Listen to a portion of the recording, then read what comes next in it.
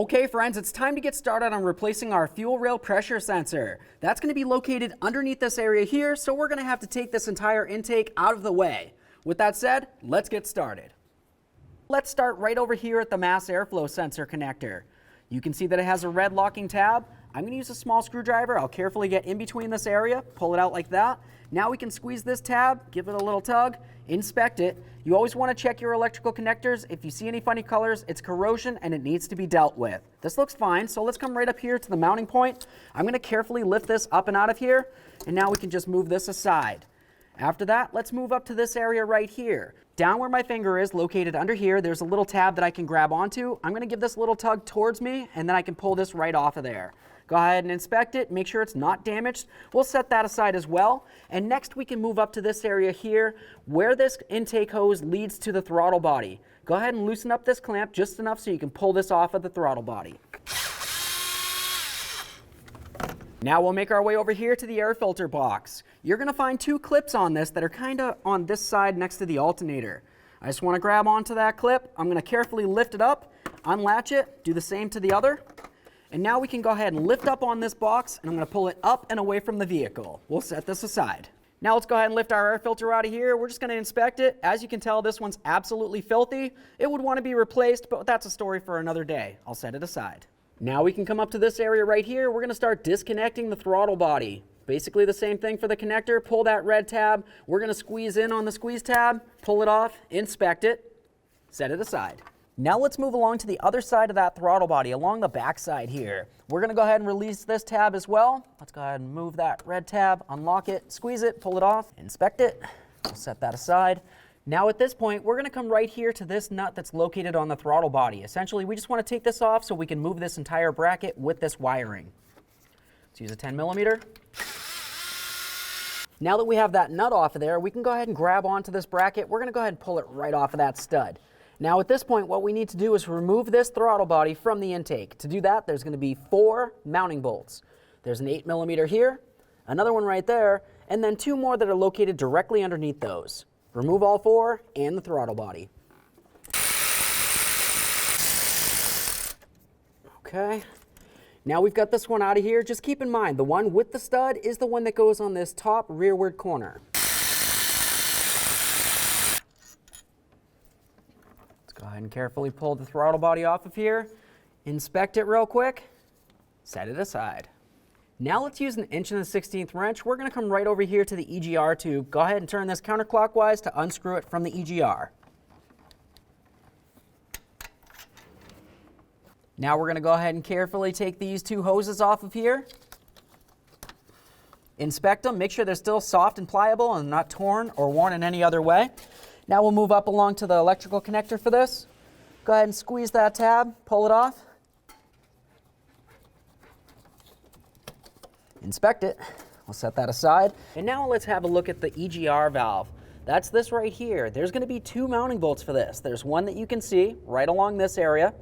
And then there's another one that's in the same area except on the other side. For that one, you can see the other end of it right through here. So it kind of lets you know exactly where to look except for from the back side. Come in here, we'll start removing these with a 10 millimeter.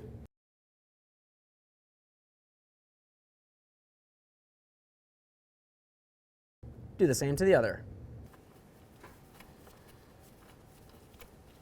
Carefully grab onto your EGR. Keep in mind there should be a gasket in between the EGR and this tube right here. You don't want to lose it. I'll go ahead and pull that right out of there. I always inspect these. Generally, it's a good idea to replace any gasket that you happen to remove, but if these look okay, you can usually reuse them. And grab onto that EGR, we'll get it right out of the way. Moving along to the top aspect of the intake here, we're going to go ahead and start removing this hose. To do that, I'll just use a small flat screwdriver. We're going to carefully press in on this white area here, gently twist, lift it up, inspect it, set it aside. Now let's grab onto this wiring right here. You can see that it's clipped into the intake. Just carefully lift up on that, pop it free. Now before we continue on, let's go ahead and take a rag. I'm going to go ahead and cover the hole that leads into the intake here. After that, I want to take some compressed air and I'm going to try to blow out any of the dirt that you can see either on this side right here or even down towards the belly. Essentially, any place where you can see that there's dirt up along the top here, you want to make sure that it's clean and free of that. That way there, none of it falls into your engine.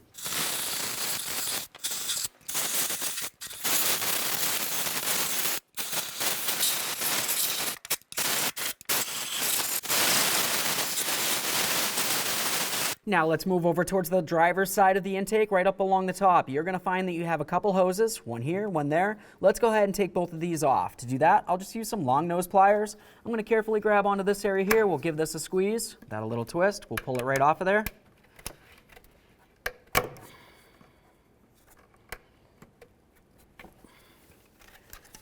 Inspect that hose, and then do the same to the other. That looks good. Set it aside. With both of those hoses done, let's move along to this one back here. It's pretty much the same as before. You just go ahead and move that little green clip, then you should be able to slide this right off. Okay, now that we have that nice and loose, it's not necessarily going to push all the way off of there because it's going to be hitting up against the firewall in the back here. Speaking of that, up along this area here, you're also going to find that you have some wiring. This is going to be a little bit difficult to get to at this point. So the next thing that I'm going to do is just start unbolting the intake from the engine. Once we can move it, we'll start removing the rest of this. Now at this point, we're ready to start unbolting this. You're going to find several bolts. There's going to be one here, one there, two over on the side, basically look exactly the same as these, and then there's going to be others that come over on this side. You can see one right out in the open here. There's going to be one through this slot here, here, and then all the way on the back as well. Essentially, there should be 8 bolts, and we're going to use a T30 Torx bit to remove them all.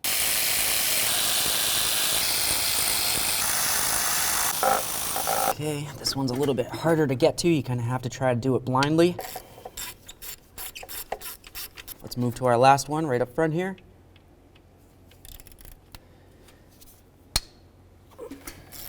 Now we can just carefully lift this up. As we start pulling it away, we want to be separating this area, and we also want to keep in mind that when we go to reinstall this, we're going to have to try to set this into position at the same time because this bend right here, once again, is going to be hitting up against the firewall. As I start pulling this away, we also have some wiring located right on the back. Now I'm just going to go ahead and grab onto this wiring back here, and we're going to carefully try to lift this up and off of the intake. There we are. Let's grab onto the intake. We're going to start lifting it up, being careful not to put a tug on any of our wires, and remove it from the vehicle. Now at this point, the engine's wide open, so you want to be very careful not to drop anything into either of these ports. There's 6 of them. You want to make sure that you go ahead and close those off with something. I'm just going to use a rag and essentially just put it right in here to block the hole for me so no dirt or debris can fall inside. I'll do the same to all, and then I'm going to continue on by vacuuming out this area because typically there is going to be debris down inside the belly of the engine.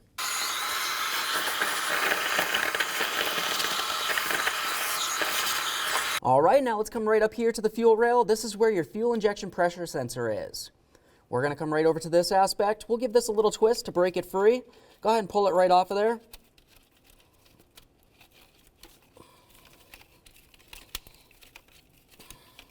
Once it's off, inspect it. Make sure it's still soft and pliable, not torn or worn in any way. We'll go ahead and set this right aside. Now we can come over to this harness. We'll give this a little squeeze where my thumb is. Pull that off. As always, inspect that, set that aside as well. Now we can come over to our 2 T30 bolts. There's one here and there. We'll use a Torx bit on that. Now you're going to want to keep in mind that there could potentially still be fuel inside of this fuel line, so just be very careful. Make sure you're wearing hand and eye protection.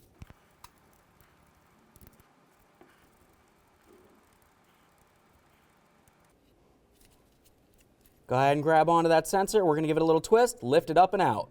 There it is, friends. Let's just wipe this down, make sure there's no debris in the area. And now we can get ready to install our brand new sensor. Let's go ahead and take this. We're going to gently press it down while twisting to fit it in. Now you want it in this position, so we have the electrical connector facing forward towards the front of the vehicle, and of course the hose area facing towards the rear of the vehicle. Line up both of those holes. We'll start both of these bolts in, snug them up, and then torque them to manufacturer's specification.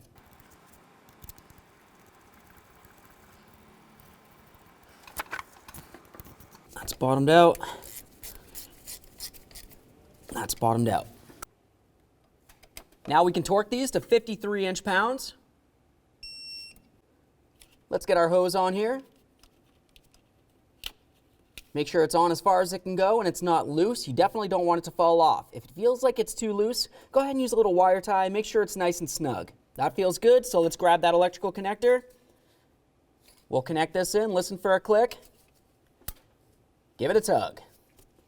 Now back at the engine, let's make sure that we go ahead and remove all of our rags that are covering these ports right here. You don't want to leave any of these in here or else you're going to have some severe engine problems. Now that we have the rags out of there, let's just give this one last look along where the gaskets are supposed to be. Just make sure there isn't any debris along these areas. If there is, just go ahead and wipe it off, like I said, making sure that it's not going into any of the ports. Let's start carefully putting the intake into position here.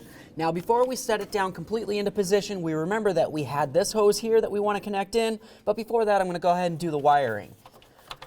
For the wiring, I just want to go ahead and take it, we'll lift it up, and now we want to latch it into the corresponding bracket that's on the intake here. You don't want this just hanging down where it could potentially get caught on something. Make sure that's nice and secure. Now we can go ahead and take this, we'll connect this in. Make sure that's completely secure. You want to have this green tab all the way in the lock position, and it needs to be over the little bobble that's on the intake. So now we want to get ready to start lowering this down into position. What you want to pay attention to is all of your bolts, whatever ones you can see especially. We want to try to get them lined up with their corresponding bolt holes. So I can see that I've got this one lined up. I'm looking at the other forward one that's closest to me. That looks good too. Generally, if you have the two front ones lined up, and this looks like it's pretty straight, you should be lined up with all the rest. So I'm just going to go ahead and try them. See if I can get this one in. That's definitely starting. This one's starting. That one's starting in as well. So at this point, we can go ahead and start snugging these up, and then we'll torque them all to manufacturer's specification. Now that I have all of my bolts snugged, I'm just going to go ahead and go around with my torque wrench, and we're going to torque all of these bolts to 97 inch-pounds. All right, that's the last one. Now let's move along to the driver's side of the intake. We'll reconnect our vacuum hoses here. Make sure that's on there as far as it can go. Take your clamp, slide it up. I'm just going to try to get this in the same exact position as when I removed it. Give that a nice tug to make sure it's secure. You don't want to have a vacuum leak.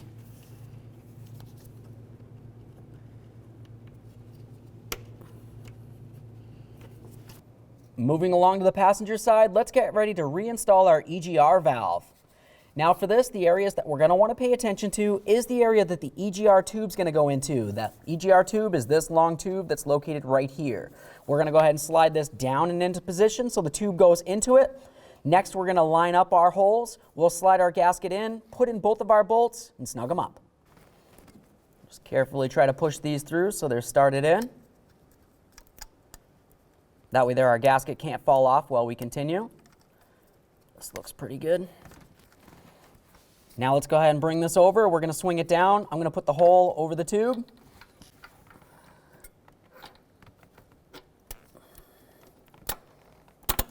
Okay. I've got one of my bolts lined up. I'll go ahead and start that in, then we'll do the same to the other one. Once they're both started, we'll snug them up. Now let's go ahead and torque these to 18 foot-pounds.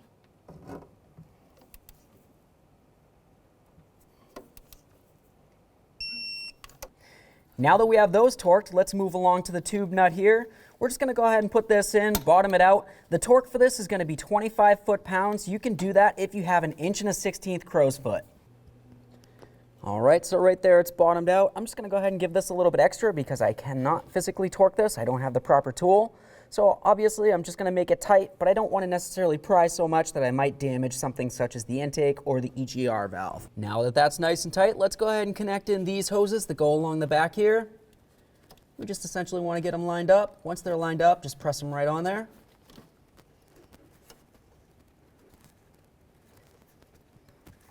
Double check to make sure they're completely secured. That feels great. Now we can move along to the wiring for this. Press it in, listen for a click. Give that a nice tug. Perfect. Let's go ahead and move our wiring so it's pretty much ready to be in position. We'll come up to the top of the intake here. We have this line. Go ahead and press it down, listen for a click. Nice tug. Now we can move along to this area here. We're going to go ahead and grab onto our throttle body. We'll get it into position. Of course, put our bracket on there, get everything snugged up. Let's go ahead and grab the gasket for our throttle body. I always just wipe this down and inspect it. You don't have to necessarily pull it apart or anything. You just want to make sure that it doesn't look like it has any dry rot cracks on it. Let's have a look at the back side, which is the side that's going to go up against the intake. We'll wipe this down as well. But the areas that I want to pay attention to on this are these two areas. You can see that it has a little nub here, and then there's one down there. you're going to want to make sure that those nubs line up with their corresponding holes on the intake. So what we need to do is just go ahead and take it. We're going to make sure that these nubs, like I said, line up. If for some reason it doesn't, maybe you have it upside down, just go ahead and turn it until it does. Essentially, as long as these vanes down along here or along the bottom, you should be good to go. Slide it right on there. Those nubs should hold it in position for us. Now it's going to be time for the throttle body itself. You want to pay attention to the backside, make sure it's clean and free of any debris. If you need to clean it down, just go ahead and wipe it down with some throttle body cleaner. This one looks good, so we can get ready to install it. Let's go ahead and put this right up in here. Now you want to have it in this position so that this actuator right along here is facing towards the front. And then we're going to go ahead and grab onto our bolts. We have the one that has the stud on it for the bracket. We remember that goes on the top rearward bolt here. Let's go ahead and put that right in. That one started. Start in all the rest, then we'll snug them up.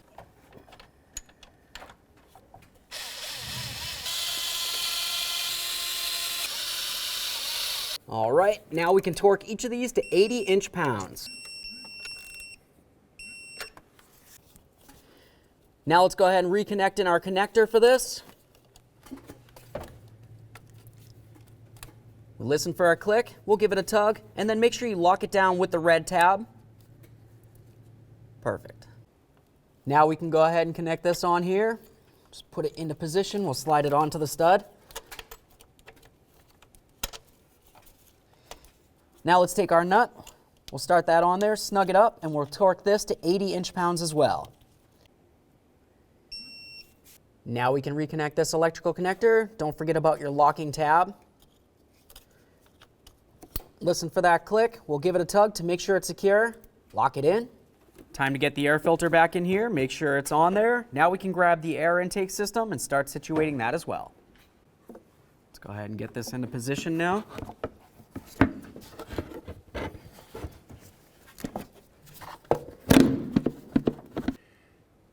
You want to make sure that you slide this all the way up against the throttle body, and then you have to make sure that you tighten up this clamp because you don't want any dirty or unmetered air making its way into your engine.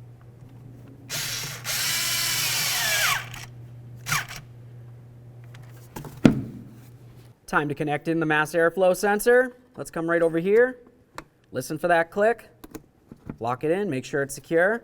We'll come right over here, snap that in so it can't dangle. Now let's go ahead and grab onto this piece here. We're going to get this in. I always grab onto the green tab to spread it. That just helps it kind of slide on a little bit easier. Listen for that click. Make sure it's secure. Now we're going to come down here to the box. To do this, you want to go ahead and put in this aspect closest to the passenger side first. There's 3 ears that need to fit into the lower part of the box. Got that in there. Now we'll just bring this down. We can go ahead and grab onto our clamps. They need to fit into the grooves that you can see on the upper box here. So I'm just going to go ahead and line it up, latch it down. Do the same to the other one. Okay, friends, we got the truck back together. What's left to do now? Now you want to go ahead and hop inside the passenger compartment. We're going to go ahead and start up the truck, and you want to let it run for a little bit. Essentially, we're making sure that we don't have a misfire, or at least the engine doesn't shake around like a maniac. Aside from that, make sure you don't have a check engine light. Assuming everything's good, take it for a road test. Thanks for watching.